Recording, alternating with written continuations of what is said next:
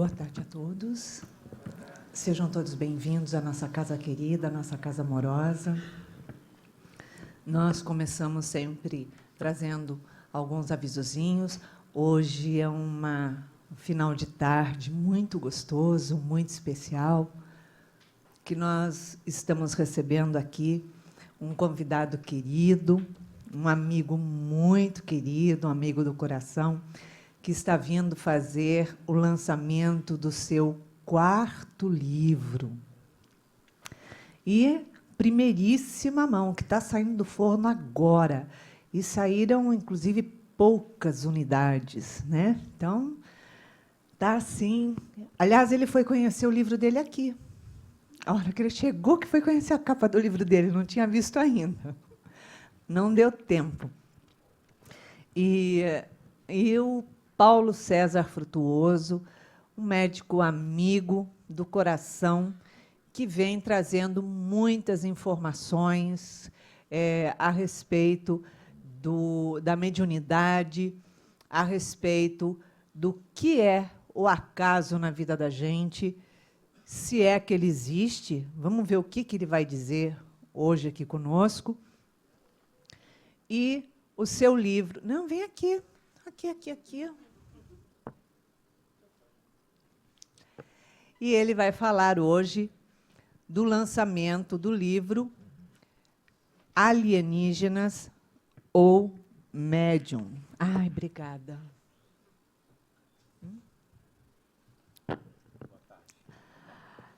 É isso aí. Nós estamos... Conseguiu colocar lá? Consegui. Não entra o filmete, mas não tem problema. Não entra o filmete, mas não faz problema, não.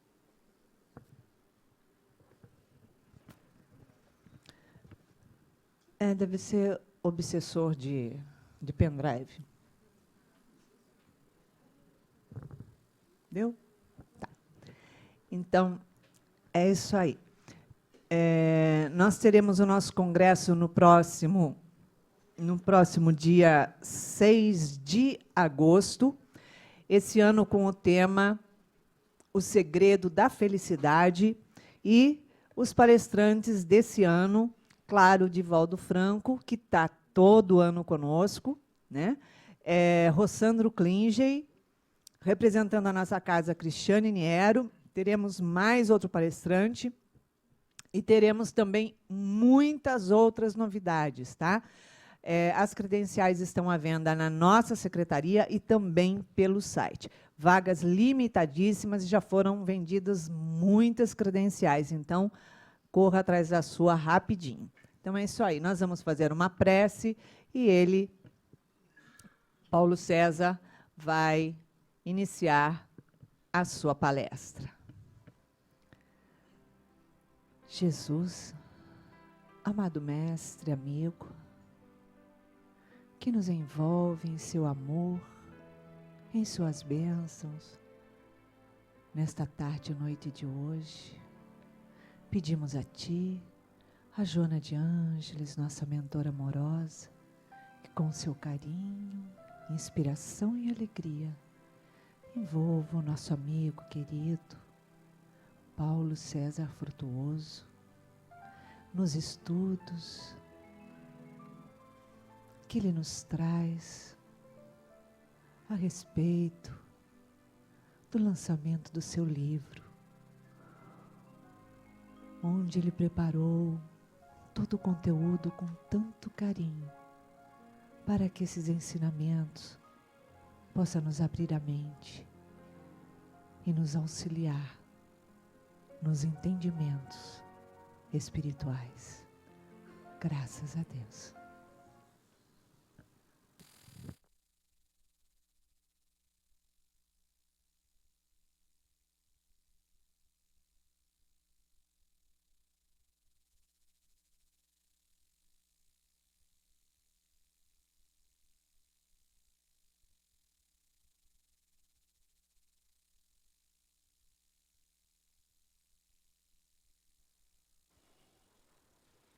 É isso mesmo?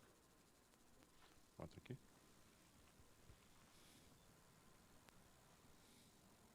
Vê se está certo. Ajuda.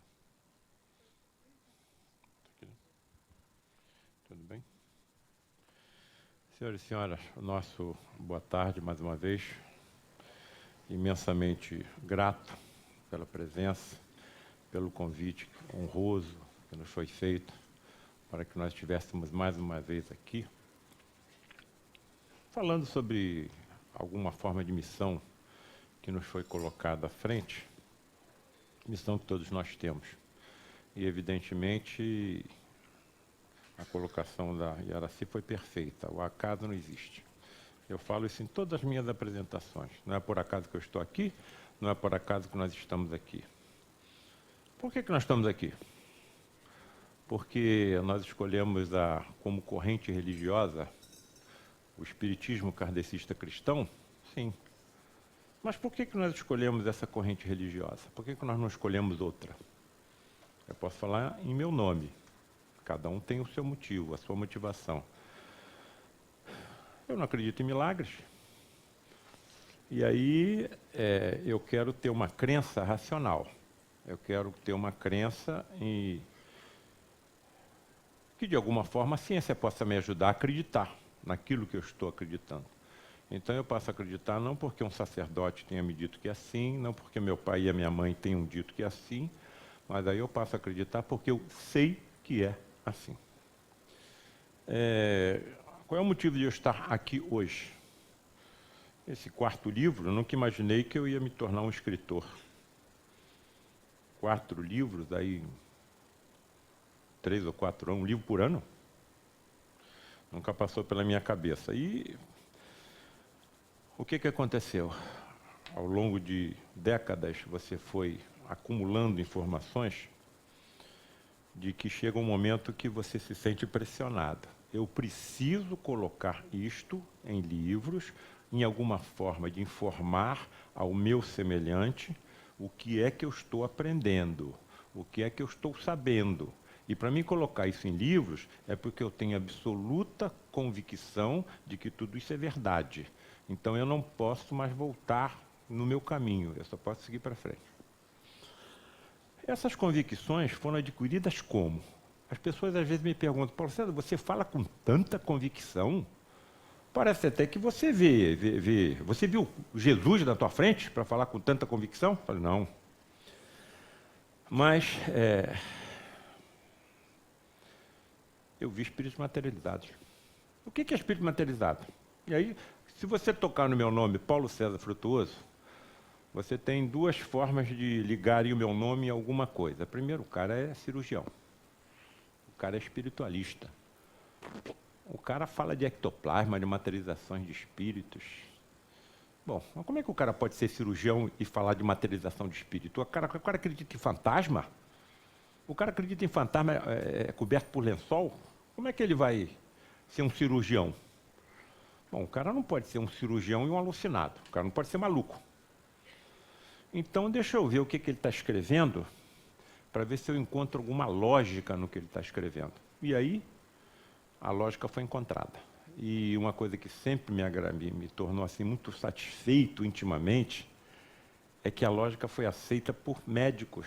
Pessoas que não acreditam em nada, só cuidam do seu trabalho, só cuidam do seu doente. Eu não tenho nenhuma preocupação com eles. Pode projetar aí a primeira... Teria que não seria melhor apagar essas luzes aqui?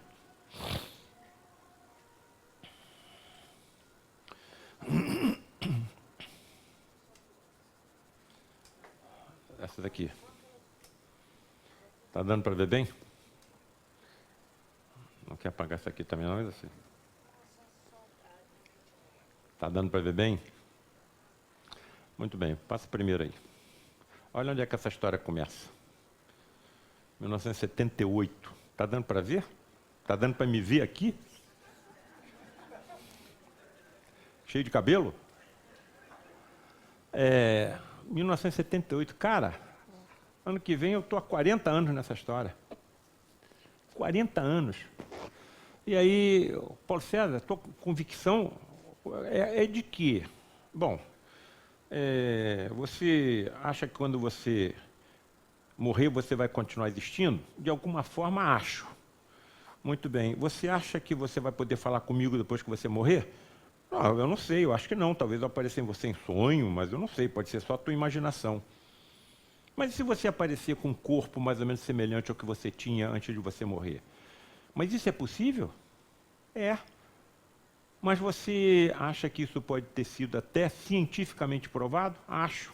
Porque grandes cientistas da história da humanidade se preocuparam com esses fenômenos. E tá bom.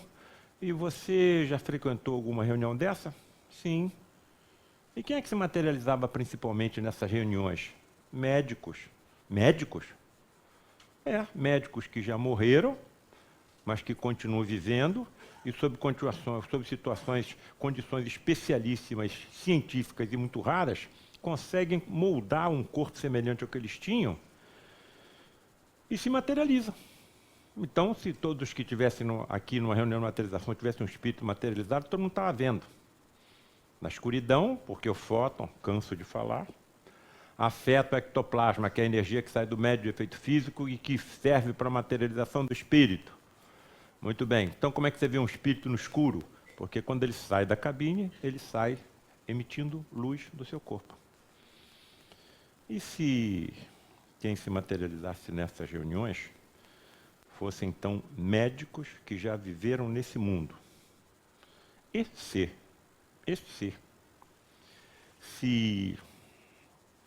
fosse permitido a esse médico e a outros confabularem com esses médicos que já passaram por esse ponto, esse outro mundo de existência após o fenômeno da morte.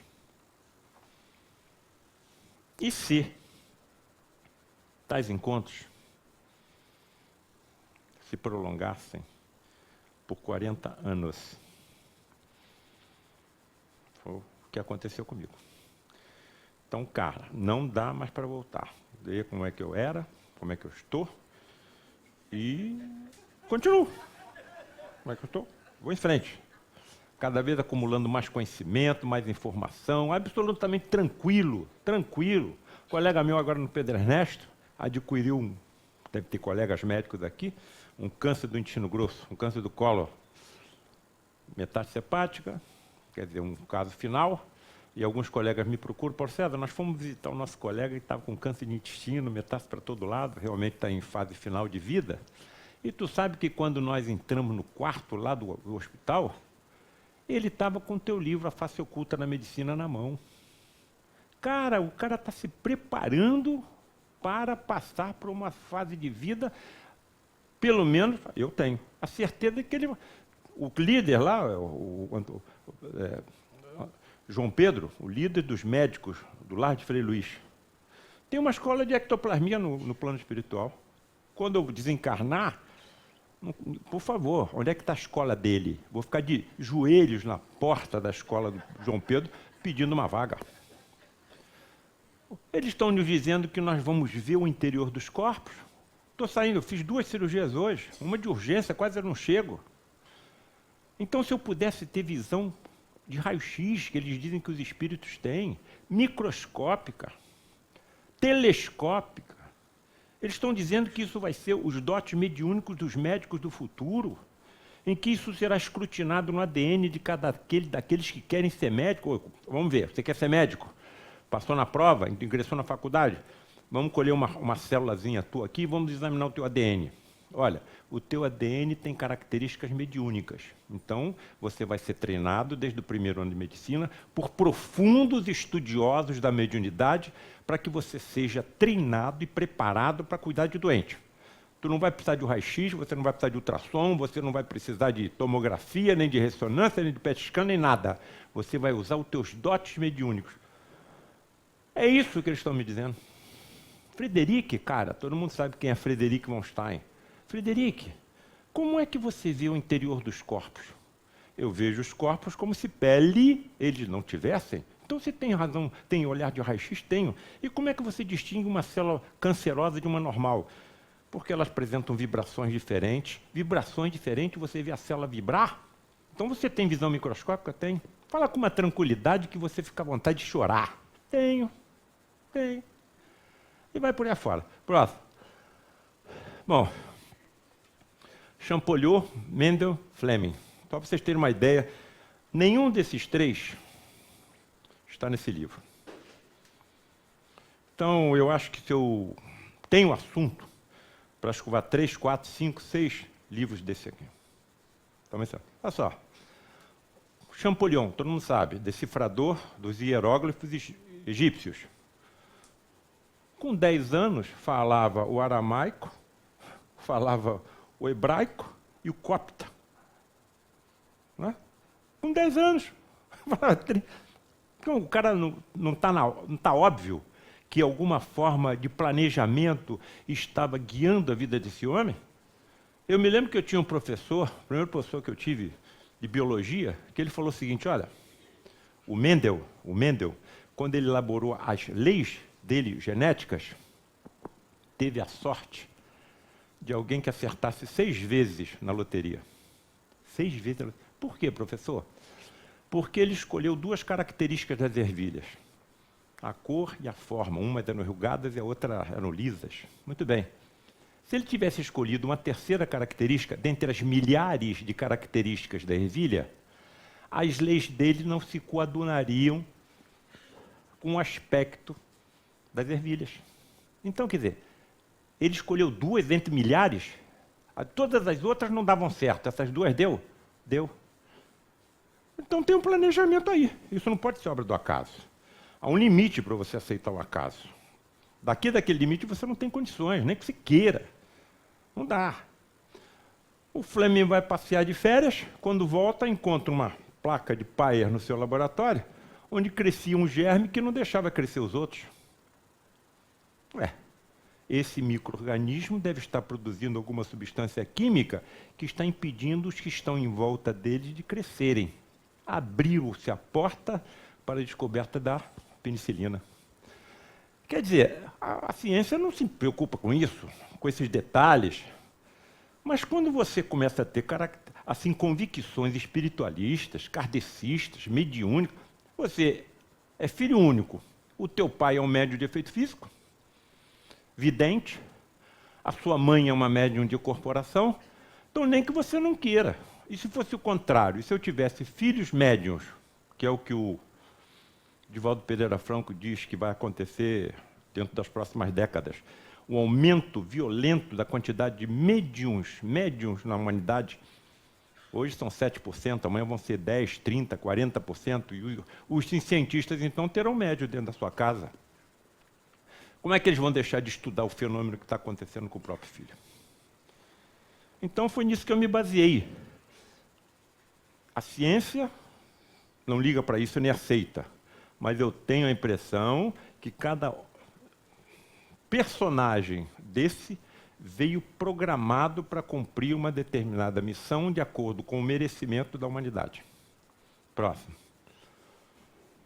Aqui está o meu amigo Frederic, que foi talvez o responsável por eu ter ingressado nesse 4º livro, não só nesse do 4º, mas também pelos outros 3, e mais o 5º, 6º, 7º e o 8º, e o 9º e o 10º, que já estão mexendo aqui com a minha cabeça. O primeiro capítulo do 5º já está por aí escrito. A ciência das materializações. Muito bem, próximo. Por que esse homem, ou esse espírito, esse cirurgião do exército nazista, tanto me impressiona, a ponto de eu levar os meus diálogos com ele materializados? Vocês estão vendo ele aqui materializado. Não somente a vários estados do nosso país, mas também para o exterior. Porque como é que eu vou deixar de levar? Ele está me dizendo que nenhum médico está sozinho, nem os que não acreditam. Ele está me dizendo que ele está operando, continua tratando de até dezenas e às vezes centenas de pacientes por dia. Como é que ele pode atender centenas de pacientes por dia? Ele atende em conjunto, conversando com ele materializado, portando um lírio na mão, que é o símbolo de Frei Luís, que quando vivia em Petrópolis é que cuidava dos jardins do mosteiro onde ele vivia, abençoado por Frei Luís, que o retirou dos antros de sofrimento, nazista, se aproximou do lado de Frei Luís, porque nós tínhamos judeus encarnados como crianças no nosso orfanato. Vejo que o ódio persiste apesar da desencarnação. Mas caiu na teia amorosa de Frei Luís e foi conquistado pelo amor de Frei Luís. E quando ele percebeu o que ele tinha feito de errado, quem ele era, o que ele era, passou a se dedicar febrilmente ao atendimento dos doentes, principalmente cancerosas, que é a área que me atraiu desde o 4º ano de medicina. Entrei no 4º ano de medicina, meu colega Maurício aqui, que me honra com a sua presença. Entrei dentro de uma sala de cirurgia, olha só, para assistir uma amputação abdômeno-perineal de reto de um vizinho meu. Nunca mais saí da sala de cirurgia. E o hospital que eu assisti àquela cirurgia, eu fui de acadêmico a diretor, ao longo de 20 anos. Próximo. Por que eu estou dizendo que ele que me inspirou nesse livro? Porque ele estava uma vez incorporado no médium Gilberto Arruda, não é? E ele realizava cirurgias com sangramento, comigo ao lado, com outros colegas médicos ao lado.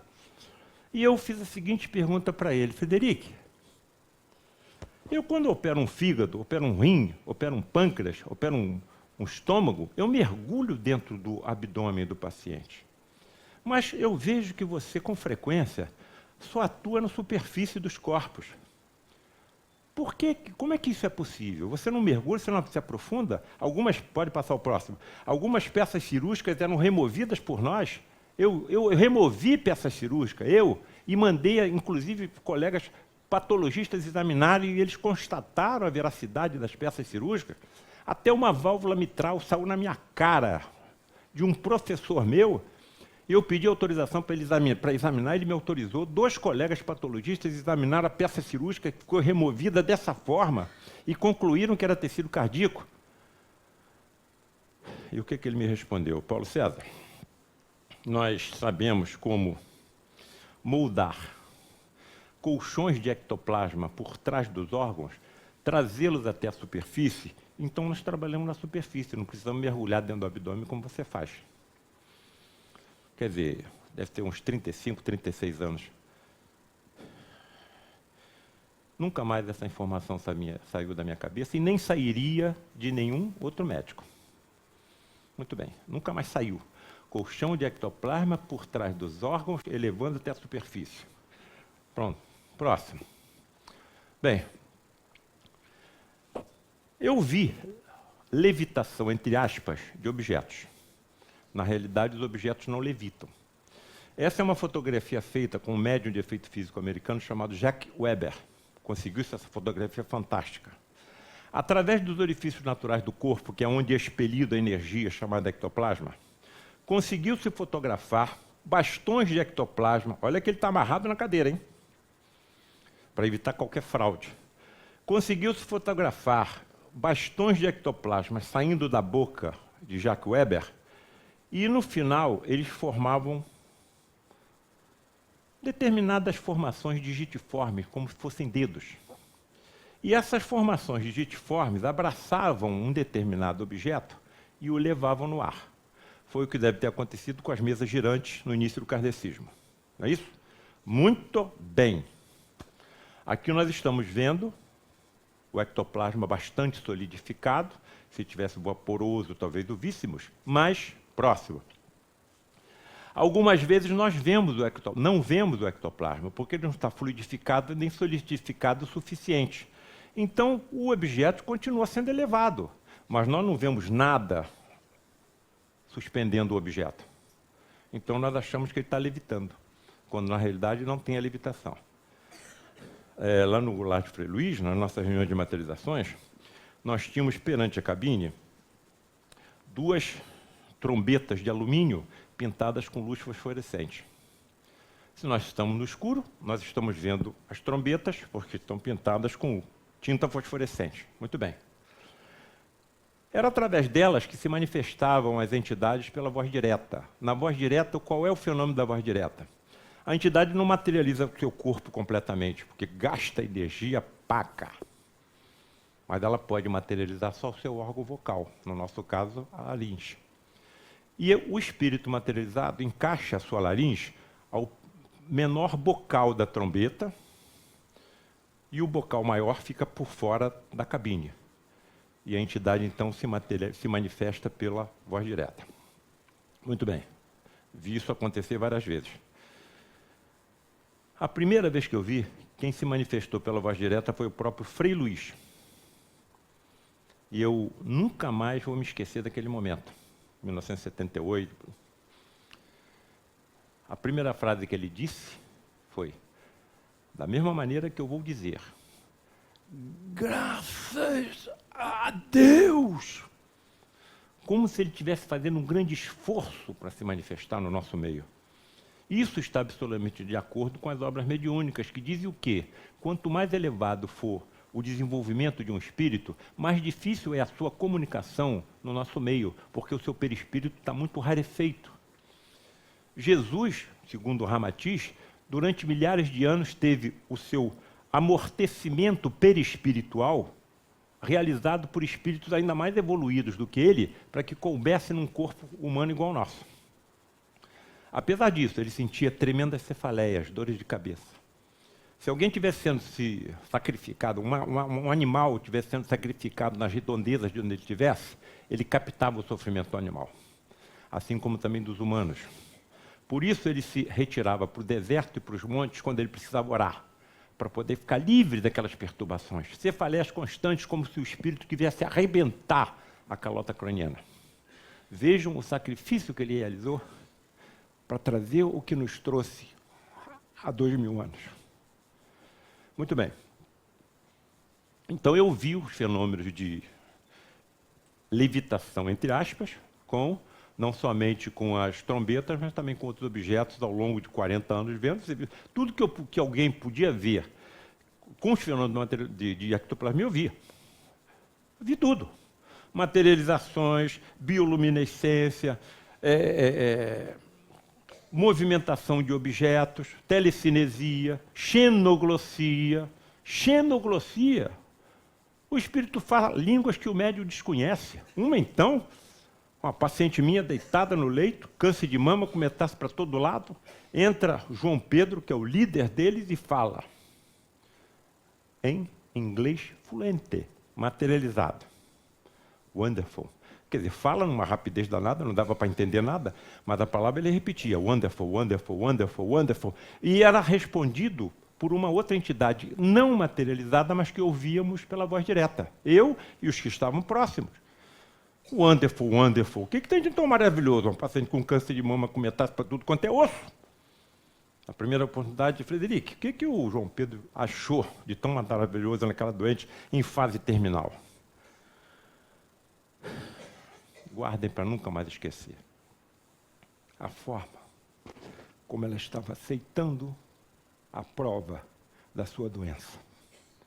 Ela não estava blasfemando contra Deus. Ela não estava acusando os médicos. Ela estava aceitando tudo que a medicina tinha a oferecer. E aquilo estava trazendo um grande benefício para o seu espírito. Era isso que eles estavam elogiando.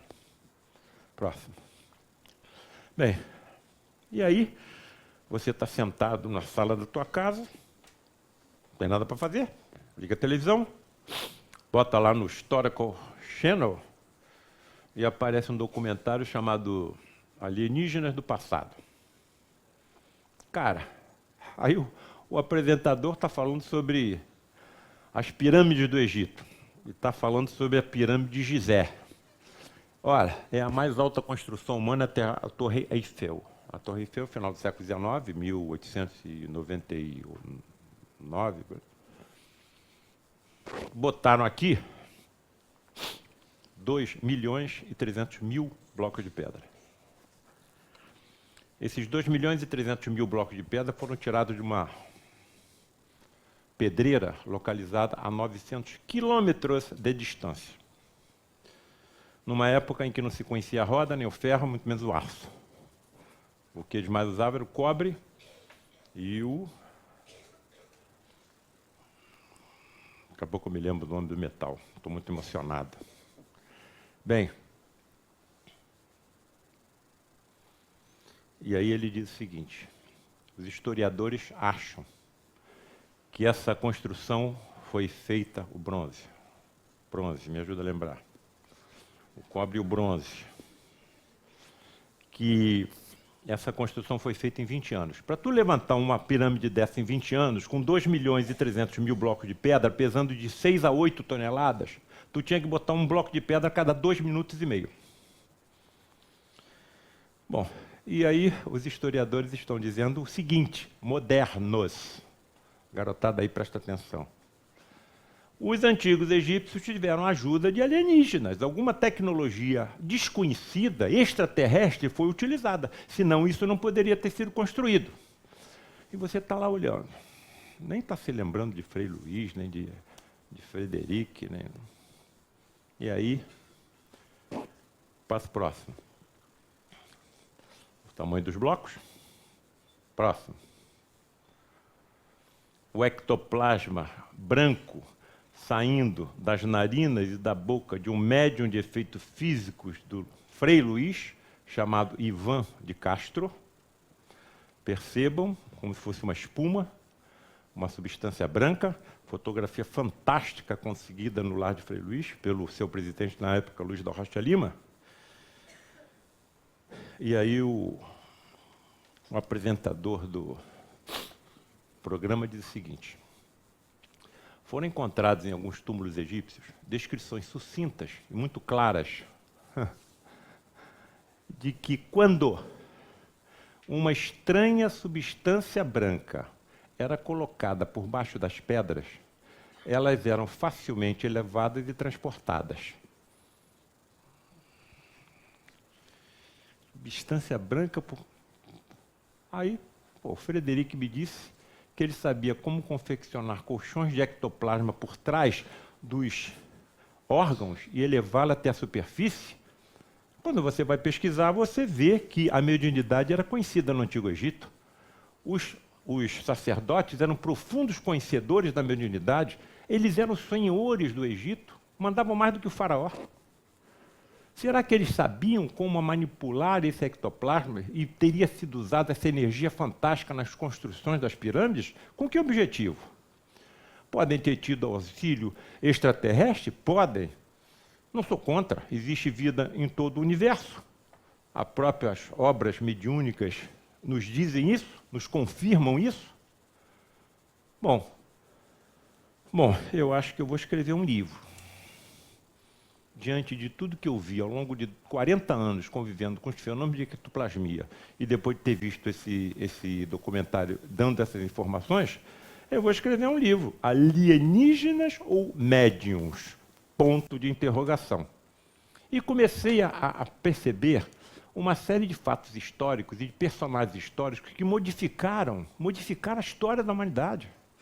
Os que me derem a honra de ler esse livro verão.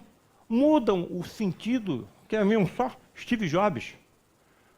O camarada ele chega e diz o seguinte: olha, na apresentação do smartphone, a garotada que sabe exatamente qual é o nome disso tudo, esse equipamento aqui vai mudar a história da humanidade. E mudou. Você tem tudo aqui. Você tem um computador dentro do teu bolso.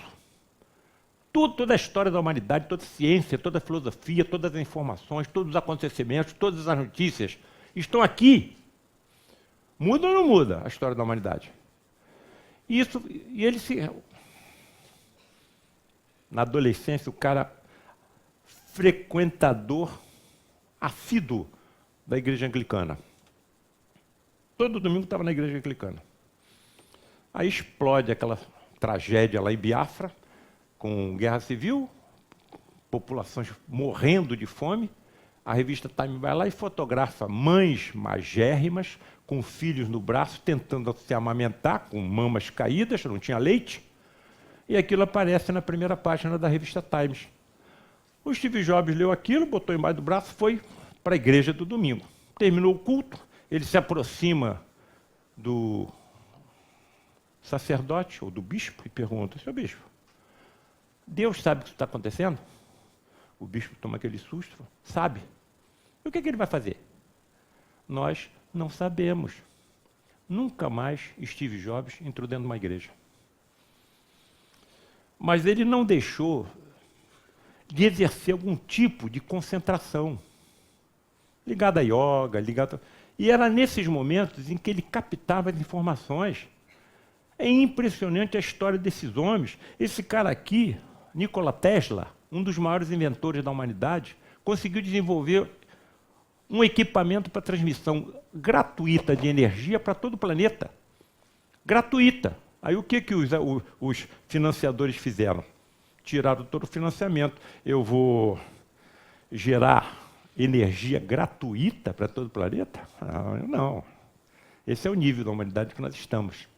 E o que ele dizia? Como é que ele chegava às suas conclusões? Ele disse que via nas suas memórias, para tu escrever alguma coisa sobre cada personagem, você tem que estudar a vida de cada um. Porque a responsabilidade tua quando escreve um livro é muito grande. Milhares de pessoas lerão isso aqui. Muito bem. Ele disse que via os seus inventos. Ele penetrava nos seus inventos como se fossem hologramas. Viam os seus inventos, ele via os seus inventos funcionando. E quando ele saía daquele estágio, ele não precisava nem desenhar, ele começava a manipular as ferramentas e criava o que ele tinha que criar. Quer dizer, a neurociência diz que isso é impossível. Você não pode, por exemplo, aprender nada dormindo. Então, o que aprendeu? Se não é o cérebro físico, o que aprende? Salta aos meus olhos, agride a minha fronte, aperta o meu nariz e puxa a minha orelha, que é um tal de cérebro quântico, espiritual, e seja lá qual é a definição que for, e que é o reservatório total e completo de tudo que nós sabemos e que nós aprendemos nessa encarnação e nas anteriores. Eu não lembro o que eu almocei anteontem, mas tudo que eu aprendi em todas as minhas vidas e que serve para a evolução do meu espírito, que eu possa fazer melhor o bem, não está perdido. Essa convicção para mim é inabalável, não dá mais. Próximo. Aí, o que eles estão me dizendo? Pega a energia envolvida nas materializações. 60 gramas de matéria dá para construir 100 bombas atômicas. 8.500 gramas de alguém que pesa 85 quilos tem energia suficiente para construir 141 mil bombas atômicas. É o que eu tenho dentro do meu corpo, dos 8 octilhões de átomos que aqui estão.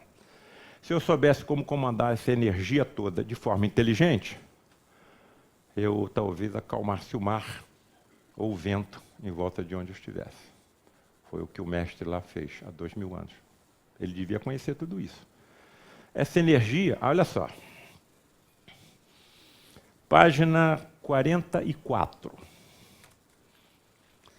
A materialização de um pequeno e simples objeto com cerca de 60 gramas de massa implica na pré-existência de uma fonte de energia capaz de fornecer a energia equiparável à liberada por 100 bombas nucleares idênticas à que foi jogada em Hiroshima.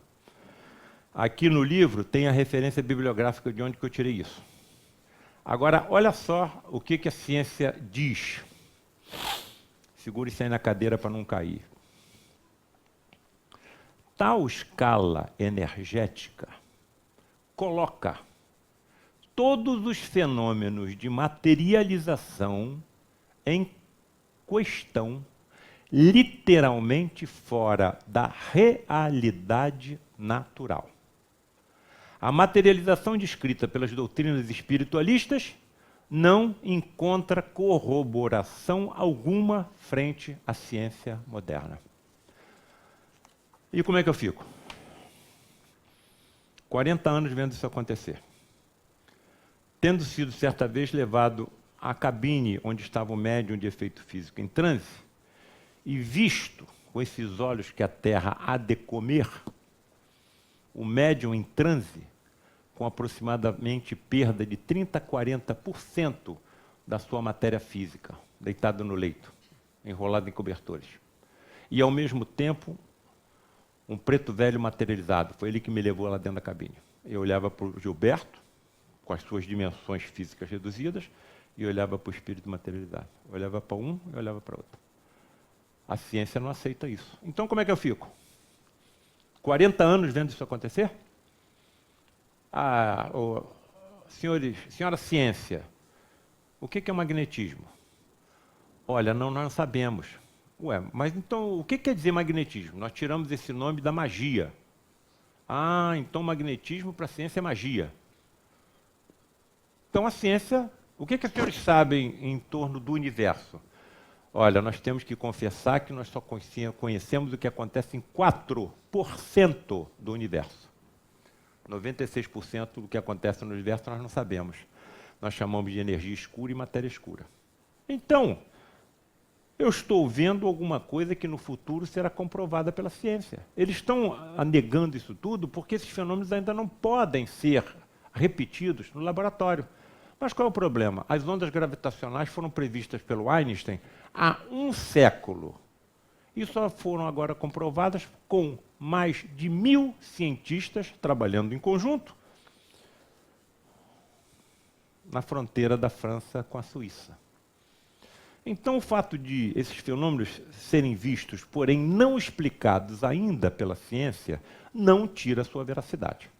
Principalmente quando você vê eles acontecerem durante 40 anos, aonde não se tem nenhum interesse financeiro. O interesse é atender caritativamente pessoas enfermas, portadores de doenças em fases avançadas que a medicina pouco pode fazer. Com pessoas sérias e responsáveis e lúcidas, normais. 40 anos você vendo isso acontecer, como é que eu tenho condição de negar?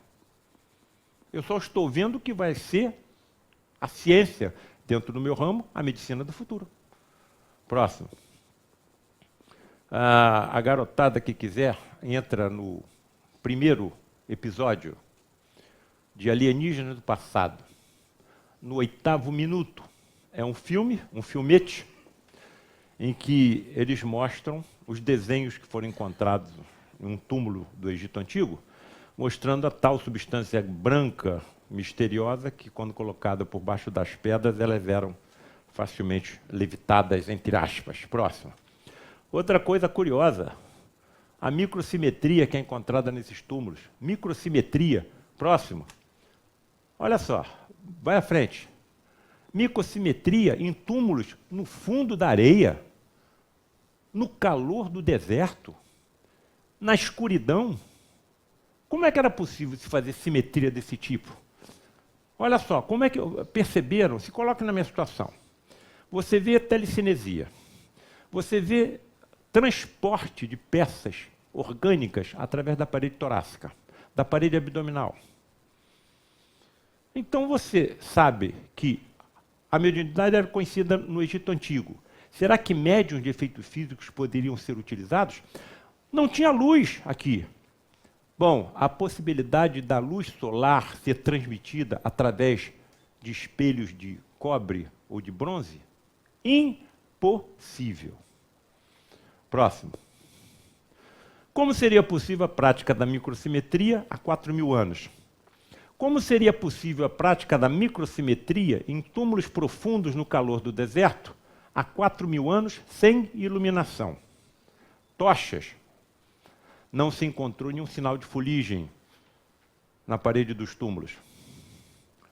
Reflexão da luz solar em espelhos de cobre ou bronze? Impossível. Bom, eu estou vendo o documentário e estou lendo livros sobre o assunto. Não tem luz. Há 4.000 anos. Então, como é que eles viam o que faziam? Próximo. Ajuda de terrestre? Alguma tecnologia aí alienígena? Eu não sou contra. Coloco, repito, no livro as duas possibilidades e deixo o leitor tirar suas conclusões. As minhas eu já tirei. Próximo. Um dispositivo moderno, por exemplo, visto em alguns cassinos nos Estados Unidos, mostrando uma gigantesca lâmpada elétrica iluminando todo o ambiente. Aí os arqueólogos chegam nas paredes dos antigos túmulos egípcios e veem uma estrutura impressionantemente gravada na parede, semelhante a um artifício de iluminação moderna. Então, quem é que podia ter uma lâmpada dessa 4.000 anos atrás? Novamente, os historiadores se levantam a possibilidade de alguma tecnologia alienígena. Tudo bem, não sou contra. Próximo. Mas nós temos e sabemos que existe uma coisa chamada bioluminescência, ou seja, emissão de luz por organismos vivos.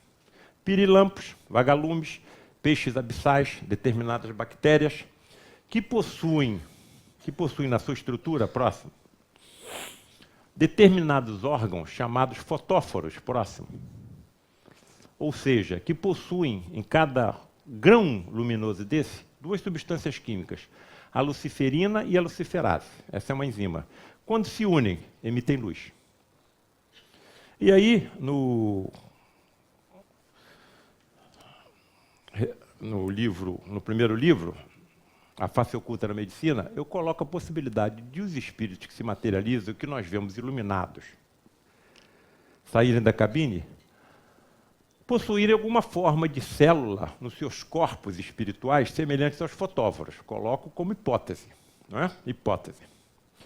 Mas haviam determinadas reuniões em que Frederic e outros médicos materializados faziam jorrar sobre o corpo dos pacientes luminescências intensas, imensas, provenientes de pequeninos instrumentos que eles traziam na palma da mão, ou fechado no seu punho. A luminescência era tremenda, tão forte, que quando ela iluminava a mão da entidade materializada envolta em véus brancos, eu chegava a perceber os ossos do punho, das falanges dos dedos. Havia determinadas luminescências que eu simplesmente não conseguia encarar de frente, então eu fechava e virava o rosto. Tamanha era a intensidade da luminescência que iluminava o santuário inteiro. Muito bem, próximo. Aqui está a fotografia de uma entidade materializada, médio de efeito físico Ivan Castro, e quando ela aparecia na porta da cabine, completamente diferente das feições do médium, ela jorrava a luminescência do seu corpo. Bom, e se os egípcios soubessem, como, por exemplo, próximo, de alguma forma fazer jorrar do corpo dos médiuns a tal bioluminescência? E se eles soubessem como materializar instrumentos semelhantes ao que o Frederic me mostrou e que ele utilizava para fazer jorrar irradiações ou energias eletromagnéticas sobre os corpos dos enfermos? Curiosamente, é óbvio que essas energias luminosas são completamente diferentes da luz que nós conhecemos, da luz artificial e da luz natural. Por quê? Essas luminescências não afetam o ectoplasma nem o médium quando está em transe. Por que as nossas luzes, então, artificiais ou naturais, afetam o ectoplasma e afetam o médium, e essas luminescências que jorram do corpo da entidade e que jorram dos equipamentos de tratamento que eles trazem, não afetam o médium nem o ectoplasma, porque apresentam características diferentes das radiações eletromagnéticas que a nossa ciência conhece. Perceberam a extensão da ciência que está à nossa frente? Até onde isso vai? Próximo. E aí a gente vai colocando determinadas ideias surgidas. Próximo. Ó, Nikola Tesla, já toquei no assunto. Via como holograma as suas invenções. Próximo. As ondas gravitacionais provistas por Einstein. Se trancava no quarto e ordenava à esposa: não me importune. Se quiser, coloca um lanchezinho aí na porta do quarto, mas não bata nem faça nada. O que ele fazia durante aquele tempo todo lá trancado? Como é que ele fazia as meditações dele? Como é que ele chegava às conclusões que ele chegava? Quem quiser ler um livro chamado O Abismo, psicografado por um médium do Paraná, ele é levado, como Dante Alighieri, a excursões pelos antros de sofrimento. E no início do livro, ele descreve um desdobramento mediúnico, e que é elevado a regiões estratosféricas. Ele via a Terra do espaço. E se isso acontecesse com um médium com o conhecimento de um Einstein? Que conclusões ele poderia tirar diante dessa experiência fantástica de desdobramento mediúnico? Próximo. Penso 99 vezes Penso 99 vezes e nada descubro. Deixo de pensar, mergulho no silêncio e a verdade me é revelada. Que silêncio é esse? Como é que ele mergulha nesse silêncio? Eu quero mergulhar nesse silêncio também. Próximo. Dmitri Ivanovich Mendeleev. No final do século XIX se descobria um elemento por dia.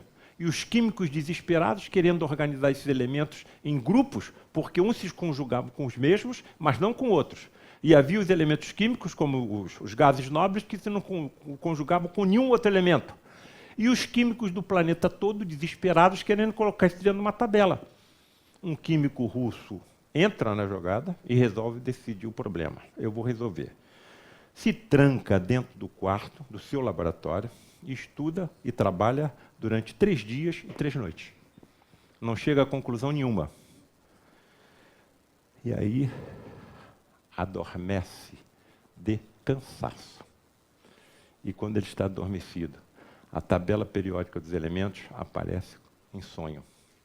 Ele acorda, bota no papel, essa tabela periódica dos elementos está aqui até hoje e ela prevê qualquer outro elemento que seja descoberto no universo. Não se pode aprender nada dormindo, porque os nossos neurônios entram em atividade basal de recuperação da energia que você está gastando no momento de vigília. Se não é o cérebro físico que aprende, quem é que aprendeu? Quem é que viu? Próximo. Bom, e em relação aos alienígenas, a nossa fase final de apresentação, quais são as estimativas atuais para o universo habitável? Próximo. Vamos ver o que a ciência diz. Universo conhecido, 100 bilhões de galáxias. Na Via Láctea, que é a nossa, 250 a 400 bilhões de estrelas. Planetas na nossa Via Láctea, 100 bilhões de planetas. E o mais importante, quantos planetas a ciência considera como semelhantes à Terra na Via Láctea? 17 bilhões de planetas. Então a probabilidade de ter vida é enorme. É enorme. Muito bem, próximo. É isso aí que os cientistas estão procurando? Homenzinhos com os olhos busgalhados, com orelhas grandes, de cor azul, de cor verde. É isso que eles estão procurando? Não. Eles estão procurando no universo a utilização inteligente de energia. Utilização de energia de forma inteligente. Então vamos lá, próximo. E aí eles adotam uma tal escala de um outro russo, chamada escala de Kardashev. E classificam as civilizações que eles têm absoluta certeza que existem no universo no grupo 1, 2, 3 e 4. O que são as civilizações do tipo 1? Aquelas que sabem como aproveitar toda a energia do planeta. No nosso caso, vulcões, marés, ventos, terremotos, tudo utilizado de forma inteligente. O que eles chamam de civilizações do tipo 2? Aquelas que sabem aproveitar toda a energia da estrela mais próxima. No nosso caso, o Sol. Toda a energia do Sol. Que são civilizações do grupo 3? Aquelas que sabem aproveitar inteligentemente toda a energia de todas as estrelas de uma galáxia. No nosso caso, 200 bilhões de estrelas. Não sou eu que estou dizendo, são os cientistas. E chegam a cinte de acreditar na existência de civilizações do tipo 4, que sabem como aproveitar de forma inteligente toda a energia escura que permeia todo o universo e a nossa ciência não sabe o que é. No nosso estágio evolutivo, nós talvez alcancemos o estágio 1 daqui a 200 ou 300 anos. Muito bem. Próximo. Civilizações do tipo 2, da escala de Kardashev. Como eu disse, dominam toda a energia própria do seu planeta e toda a energia de sua estrela mais próxima. No caso da Terra, o Sol. Eu vou abrir só uma probabilidade de meditação para nós hoje quando colocarmos a nossa cabeça no travesseiro. Qual é o futuro que me aguarda? Olha só o que os cientistas descobriram. Próximo. Encontraram uma estrela. O nome dela passou a ser estrela Tab, porque foi uma astrônoma que a descobriu. Em homenagem à astrônoma, colocaram o nome da estrela com o nome mesmo da astrônoma, estrela Tab. O que ela tinha de especial? A luminescência dessa estrela oscilava de forma regular. Muito bem. Os cientistas, então, se reuniram. Por que essa estrela estaria oscilando? A luminescência dela que chega até a Terra oscila? Bom, a primeira hipótese é que devem haver planetas girando em torno dessa estrela. E quando um dos planetas se coloca entre a estrela e a Terra, a luminescência da estrela diminui. É a maior probabilidade. O cometa, talvez, mas a circunferência, né, do planeta é muito maior. Muito bem. E qual seria o percentual de diminuição dessa luminescência caso o planeta se interpusesse entre a estrela e a Terra? 2% de perda de luminescência. Mas, porém, todavia, contudo e entretanto, a perda de luminescência observada pelos astrônomos é de 22%. Bom, o que nós vamos fazer? Quais são as outras probabilidades? Dentre as probabilidades está, pode passar o próximo, a existência de algum artefato inteligentemente construído, girando ou moldado em torno dessa estrela, absorvendo de alguma forma, inteligentemente, a sua energia. Muito bem. Segundo os astrônomos, a circunferência desse possível artefato é maior do que a circunferência do planeta Júpiter. Sendo isso verdade, e você acoplando os conhecimentos que nós fomos adquirindo, ainda pequenos, trazidos pela filosofia kardecista espírita cristã, na sua forma doutrinária religiosa, na sua forma doutrinária filosófica, na sua doutrinária científica, isso tudo me faz antever o que nos aguarda na nossa evolução em busca do infinito.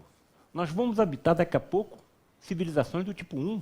Nós vamos habitar daqui a pouco, nessa ida e vinda das nossas reencarnações, civilizações do tipo 2, do tipo 3, do tipo 4 e talvez outras. Será que essas civilizações que sabem como construir um artefato com essa gama de complexidade, será que essas civilizações não sabem da existência do espírito? Não sabem da existência das energias mediúnicas? Da comunicação com os outros planos de existência, que as religiões chamam de plano espiritual, plano celestial, plano astral e vai por aí afora, e que a ciência está chamando de universos paralelos, mundos paralelos?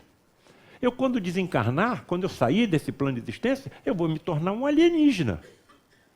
Então nós estamos todos indo e vindo como alienígenas e não alienígenas. Não há como, diante de tudo que eu vi ao longo desses 40 anos, eu consegui afastar as duas formas de raciocínio, o raciocínio espiritualista e o raciocínio científico, principalmente na área que eu atuo, da medicina. Próximo.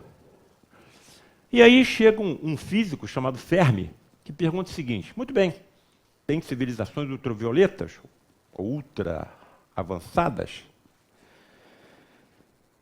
Se são avançadas, por que não se comunicam conosco? Por que esse silêncio no universo? E aí surgiu o paradoxo de Fermi. O paradoxo de Fermi. Próximo. Se seres extraterrestres são comuns, por que não os vemos ou detectamos? Será que eles estariam, assim, anulando os sinais de rádio que nós emitimos na direção deles? Não se comunicam conosco por quê? Qual é a resposta que a ciência dá? Próximo.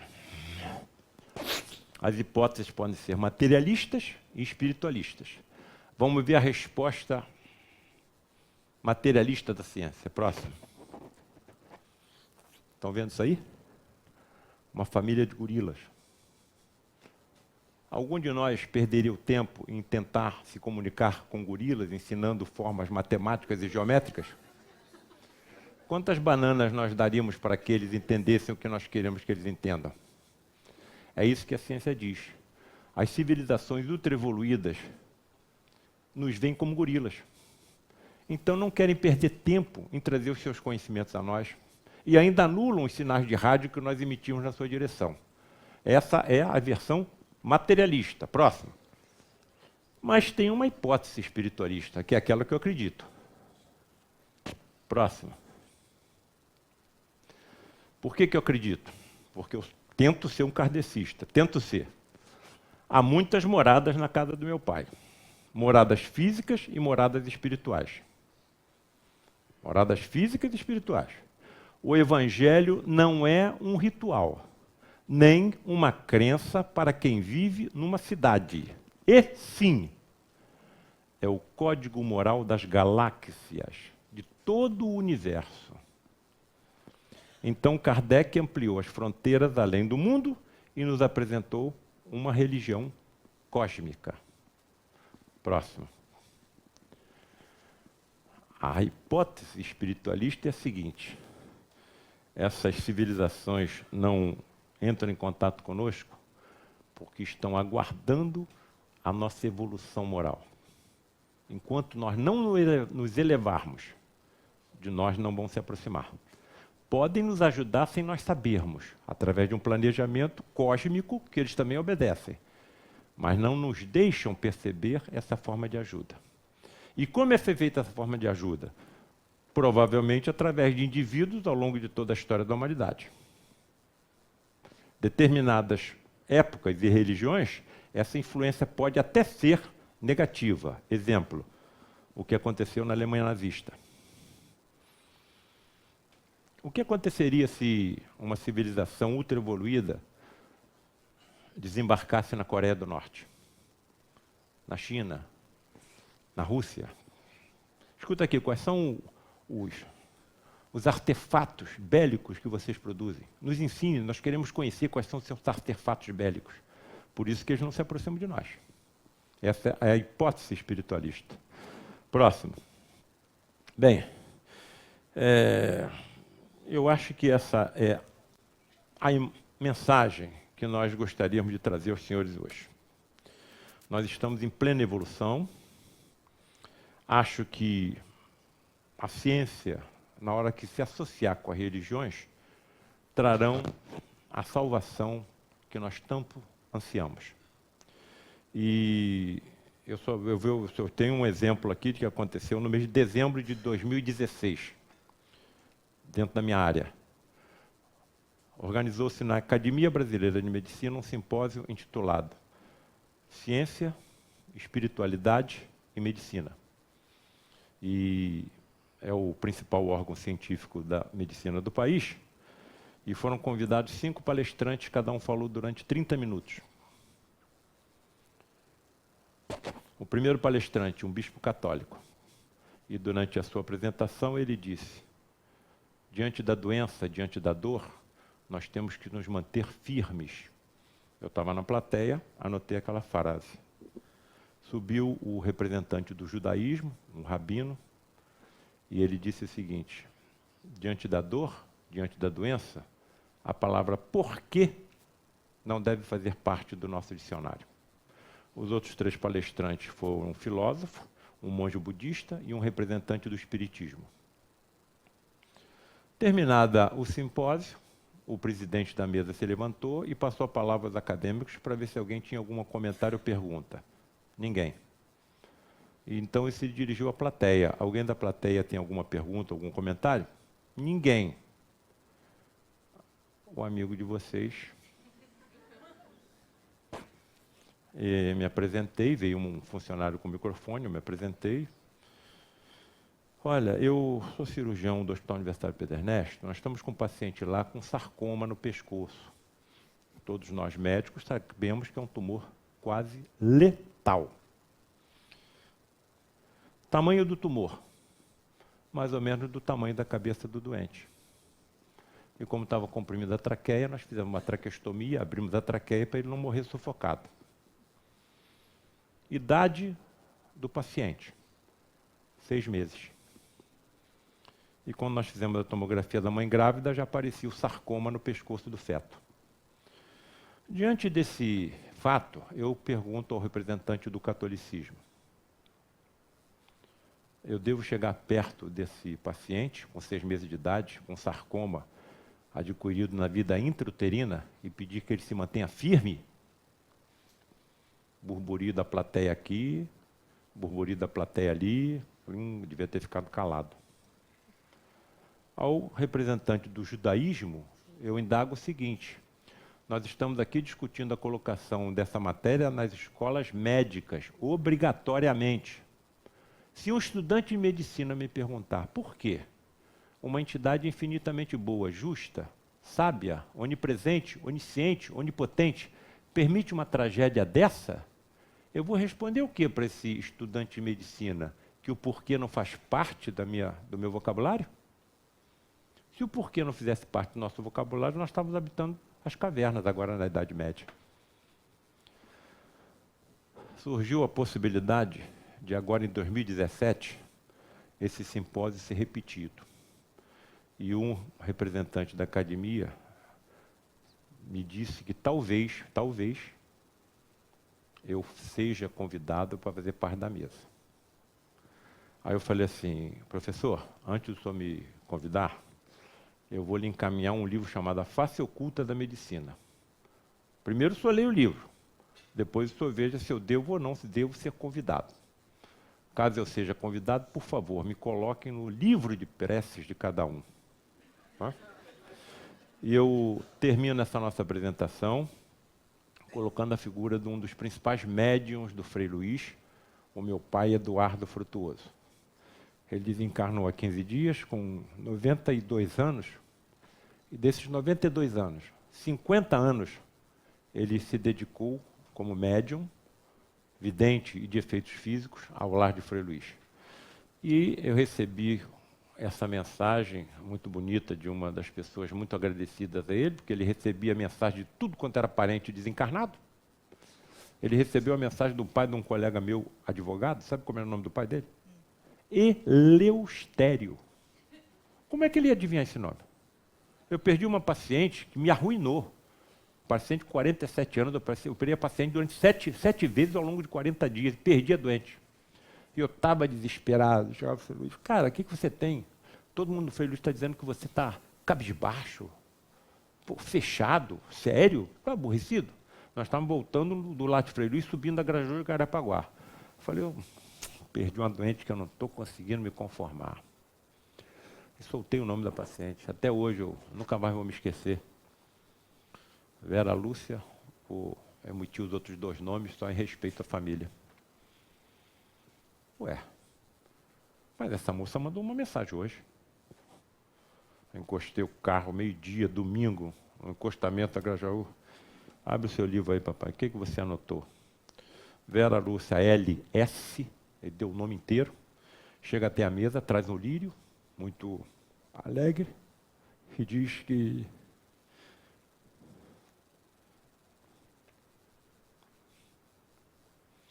ela está bem e que tinha chegado o momento dela.